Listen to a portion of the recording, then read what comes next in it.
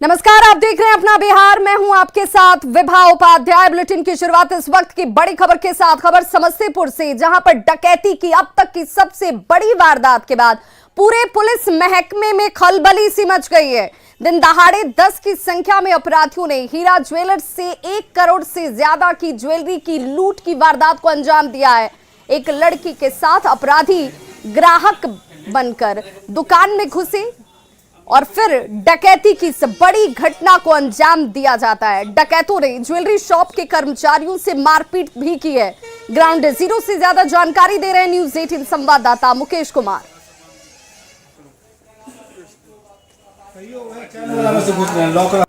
समस्तीपुर के पुलिस कप्तान और मुफस्सिल थाने से महज 2 से 2.5 किलोमीटर की दूरी पर ये स्थित है हीरा ज्वेलर्स, जहां पर अपराधियों के द्वारा अब तक की लूट की बड़ी वारदात को अंजाम दिया गया है। समस्तीपुर के लिहाज से देखें तो सबसे बड़ी लूट की यह वारदात है और पिछले वारदात से शायद पुलिस सबक नहीं ली, जिसका परिणाम है कि यहाँ पे लगातार लूट की वारदात हुई। और बता दें, आज सुबह ही भोला टाकीज के मालिक के घर पे लूट की वारदात को अंजाम दिया गया था। 30 लाख से अधिक की संपत्ति लूटे गए थे और फिर दोपहर होते होते अपराधियों के द्वारा इस बड़ी वारदात को अंजाम दिया गया है। तो कह सकते हैं कि समस्तीपुर की जो पुलिसिंग व्यवस्था है वो किस तरह की है। अपराधी जब अपराध करके चले जाते हैं तो यहाँ पे जांच की जरूर शुरुआत होती है और ये हीरा ज्वेलर्स है जहाँ पे अब तक की सबसे बड़ी वारदात को अंजाम दिया गया है। और जो स्थिति है यहाँ पे आपको हम दिखाना चाहेंगे। यहाँ पर जो CCTV फुटेज लगे थे, DVR था, वो भी अपराधी ले गए। और यहाँ पे जो दुकानदार प्रतिष्ठान के जो मालिक हैं, हम उनसे जानना चाहें कब ये घटना हुई है। वही 2 बजे के आसपास में। कितने की संख्या में? लगभग 10 की संख्या में लोग। इधर भागे थे इसका कुछ? ये लोग भागे मुसीहरी की तरफ। मुसीहरी की तरफ। तो आगे तो मोहनपुर पुलिस पुल के पास पता नहीं अब क्या है, तो हम नहीं बता पाएंगे। तो कितने की लूट हुई होगी? लगभग करोड़ों रुपए की लूट हुई। करोड़ों की। अपराधी की संख्या 10 के आसपास। 10 के आसपास थे। तो यहाँ पे किसी मारपीट वगैरह भी? नहीं, मारपीट स्टाफ लोग के साथ किया, मेरे साथ कोई मारपीट नहीं किया। स्टाफ के साथ मारपीट? स्टाफ के साथ मारपीट किया गया। तो आप उस वक्त कहाँ थे? हमको तो बांध दिया था बगल में, हमको भी बांध के रखे हुए थे। क्या नाम है आपका? मेरा नाम हुआ सत्य प्रियदर्शी उर्फ डिक्कू जी। ये सत्य प्रियदर्शी है, यहाँ के मालिक हैं। इनको भी बंधक बनाया गया, लूट की वारदात को अंजाम दी गई। और आपको दिखाना चाहेंगे वो जगह। ये आप लूट की घटना के बाद की ये तस्वीर जो देख सकते हैं किस तरह से अपराधियों के द्वारा यहाँ पे कहर बरपाया गया है। लेकिन समस्तीपुर पुलिस सुबह की घटना से कम सीख लेती तो दोपहर होते होते ये वारदात नहीं हो पाती। ये तस्वीर यहाँ पे आप देख सकते हैं। घटना के बाद पुलिस जरूर पहुँचती है, जांच की प्रक्रिया भी शुरू होती है और यहाँ पे दावे भी बड़े बड़े किए जा रहे हैं। अब खुलासे जल्द किए जाएंगे, जल्द अपराधी गिरोह का खुलासा होगा। लेकिन क्या पिछले वारदात से अगर सबक ली जाती है तो ये आपराधिक वारदात नहीं रोका जा सकता। अब देखने वाली बात होगी इस पूरे मामले का खुलासा समस्तीपुर पुलिस के द्वारा कब तक की जाती है। Mukesh Kumar, news 18 network, Samastipur. और संवाददाता मुकेश कुमार हमारे साथ इस वक्त ज्यादा जानकारी के साथ ऑनलाइन पर समस्तीपुर से जुड़ गए हैं। मुकेश, 2 घंटे का वक्त हो चुका है जब लुटेरों की तरफ से इस घटना को अंजाम दिया गया। पुलिस के पास अब तक क्या कामयाबी है? जी, कामयाबी के नाम पर देखें तो समस्तीपुर पुलिस के पास सब कुछ शून्य है यहाँ पर। और उस शून्य में पुलिस लकीर पीट रही है। अपराधी के भागने की जो दिशा है मोहनपुर के तरफ, यानी मुसरी गरारी के तरफ अपराधी भागे हैं। और मैं इससे पहले भी दर्शकों को बताया था कि मोहनपुर पुलिस के पास पुलिस का चेक पोस्ट होता है जहां पे प्रत्येक दिन चेकिंग होती थी। लेकिन आज जो बड़ी जानकारी है, आज सुबह से लेके वारदात के बाद तक वहां पे किसी भी तरह की चेकिंग नहीं लगी, कोई भी पुलिसकर्मी उस जगह पर नहीं दिखा।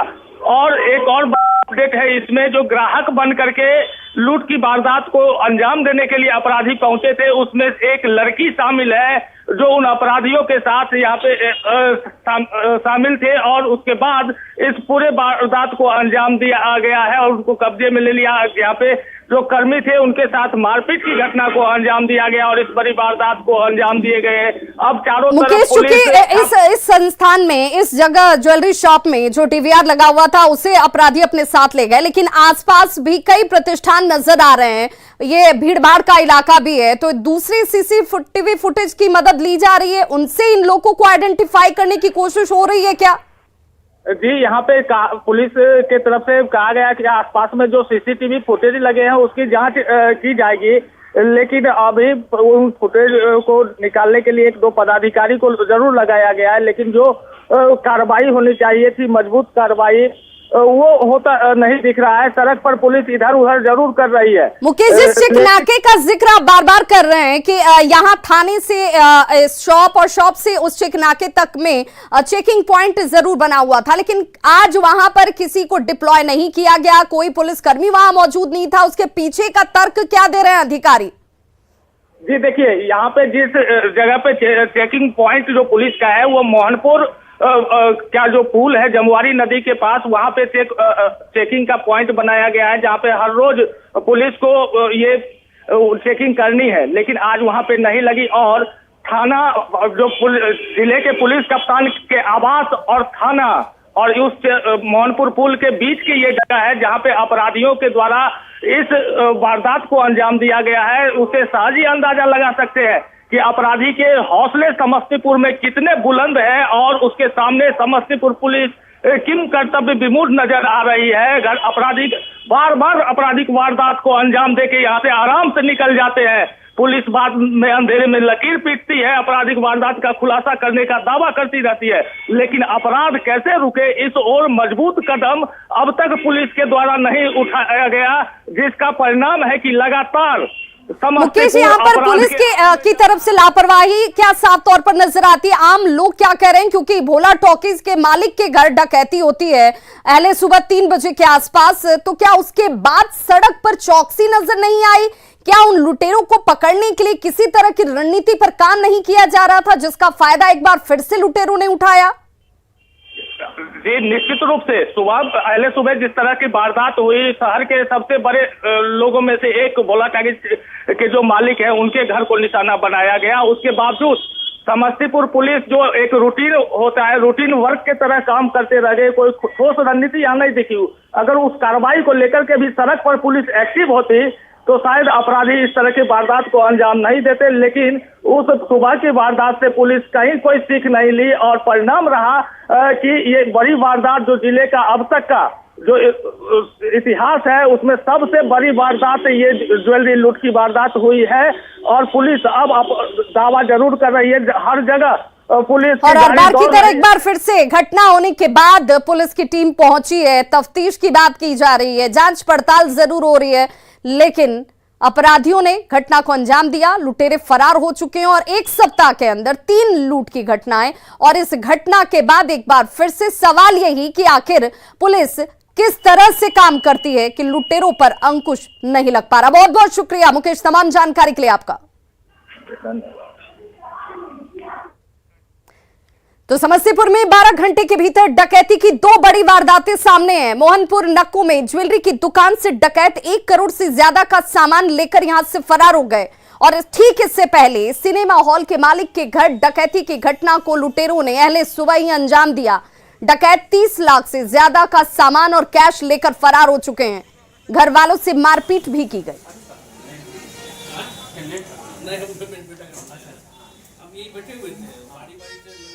तो 2 तस्वीरें इस वक्त आपके टीवी स्क्रीन पर हैं। 12 घंटे के अंदर लूट की 2 बड़ी वारदात समस्तीपुर में।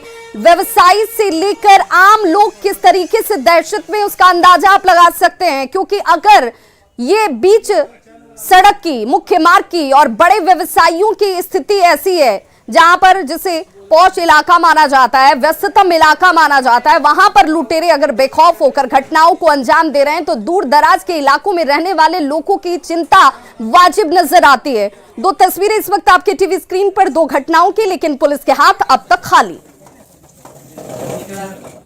वहीं न्यूज 18 इसे लेकर सवाल उठाता है। सवाल ये कि लुटेरों में पुलिस का खौफ आखिर क्यों नहीं है, क्योंकि 2 बड़ी वारदातें ठीक 24 घंटे के भीतर, लुटेरों में पुलिस का आखिर खौफ क्यों नहीं है? बीच शहर में सुरक्षा की व्यवस्था आखिर क्यों नहीं थी और लूट की एक के बाद एक वारदात में पुलिस की सुस्ती आखिर क्यों है। और बड़ी खबर इस वक्त आ रही है, प्रधानमंत्री नरेंद्र मोदी ने तेजस्वी यादव से बातचीत की है। लालू प्रसाद के स्वास्थ्य की जानकारी प्रधानमंत्री नरेंद्र मोदी की तरफ से तेजस्वी यादव से बातचीत के क्रम में ली गई। लालू प्रसाद के स्वास्थ्य की जानकारी उन्होंने ली है कि लालू प्रसाद का स्वास्थ्य इस वक्त कैसा है। लालू प्रसाद का आपको बताते चले, किडनी ट्रांसप्लांट हुआ है, वो तेजी से रिकवर कर रहे हैं। उनकी एक बाइट भी इस वक्त आपके टीवी स्क्रीन पर आप तमाम लोगों के बीच मौजूद है। प्रधानमंत्री नरेंद्र मोदी ने इस बीच लालू प्रसाद की सेहत से संबंधित जानकारी जो है वो डिप्टी सीएम तेजस्वी यादव से फोन पर ली है। तो ये बड़ी खबर इस वक्त। वैशाली में तिलक समारोह में डांसर के ठुमके पर जमकर फायरिंग की गई। हवाई फायरिंग करते हुए वीडियो सोशल मीडिया पर इस वक्त तेजी से वायरल हो रहा है और ये वो वायरल वीडियो जिसे आप अपने टीवी स्क्रीन पर इस वक्त देख पा रहे हैं। वीडियो बिलसर ओपी क्षेत्र के कटारू गांव का बताया जाता है। वीडियो में देखा जा सकता है कि एक युवक हाथ में हथियार लेकर पहले तो डांसर के साथ जमकर ठुमके लगाता है और ठीक उसके बाद वो फायरिंग भी शुरू कर देता है। हालांकि गनीमत ये रही कि इस फायरिंग में कोई हताहत नहीं हुआ, लेकिन जब युवक ने फायरिंग की उस वक्त स्टेज पर डांसर के साथ साथ कई और लोग भी मौजूद थे। वहीं बिलसर ओपी प्रभारी सुनील कुमार ने कहा है कि वीडियो वायरल होने की सूचना उन्हें मिली है और अब इस पूरे मामले की जांच की जा रही है।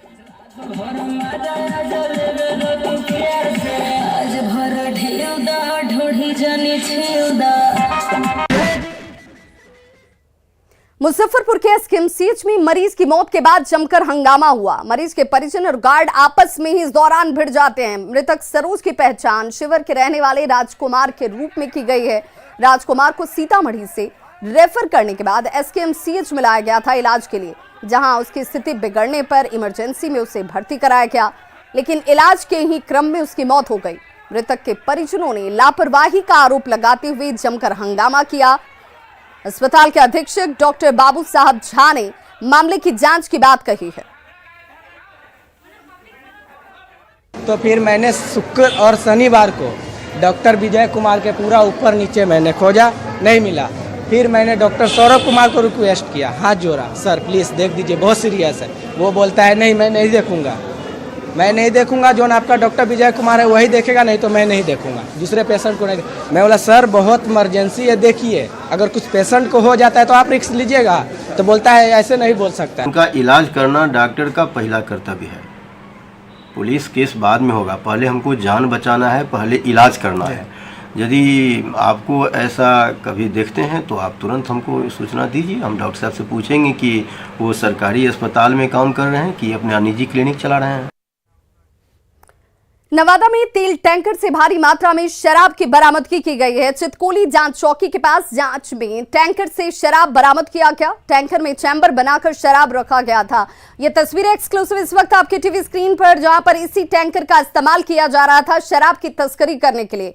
उत्पाद निरीक्षक ने कहा है कि शराब झारखंड के डुमरी से मुजफ्फरपुर लाई जा रही थी। टैंकर में 4 चैम्बर बनाए गए थे, जिनमें से आगे और पीछे के चैम्बर में शराब को छिपा कर रखा गया था।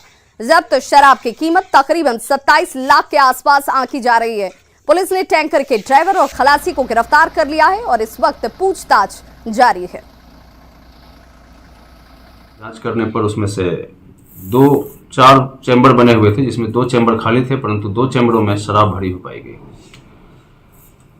टोटल शराब इसमें RS ब्रांड का और मैकडोवेल नंबर 1 ब्रांड का शराब पाया गया, जो कि टोटल 5,544 पीस है और इसका टोटल मात्रा है 1798 लीटर।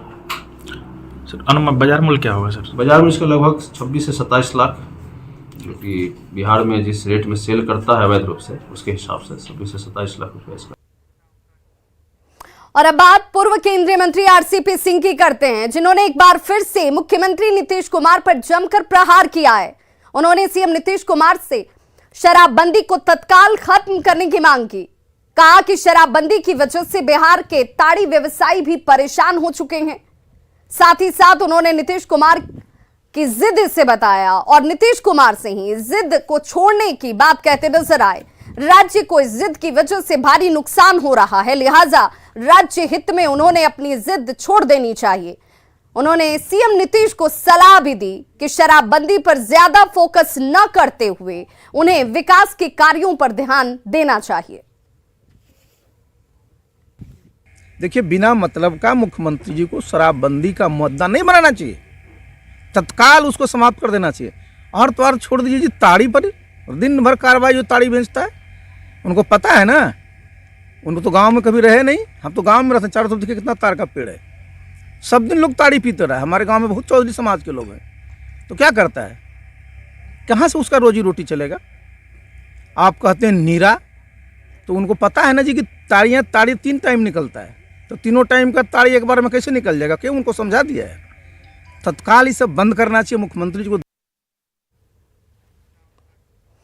बांका में शराब तस्करी और उसके सेवन पर रोक लगाने को लेकर उत्पाद विभाग की कार्रवाई जो है वो लगातार इस वक्त होती हुई और इसी क्रम में 102 लोगों की गिरफ्तारी की गई है। गिरफ्तार लोगों में 10 शराब तस्कर के साथ ही 92 लोग शराब सेवन के आरोप में पकड़े गए हैं।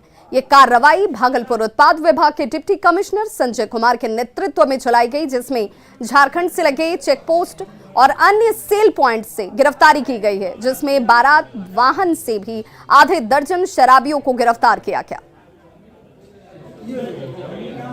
5/12 को बांका जिला का नोडल रेड था। इसमें भागलपुर की टीम यहाँ के हम लोग को ज्वाइन करती है। हम लोगों ने पूरे जिला में करीब 102 गिरफ्तारी की है, जिसमें 10 शराब के साथ पकड़े गए तस्कर हैं और 92 शराबी हैं। तो बिहार में शराब के बाद अब ड्रग्स के बढ़ते कारोबार ने पुलिस की नींद को उड़ाकर रख दिया है। पटना पुलिस ने एक ड्रग्स सप्लायर को गिरफ्तार किया, जिसके पास से कई ऐसे सामान बरामद हुए जिसे देखकर आप भी हैरान रह जाएंगे।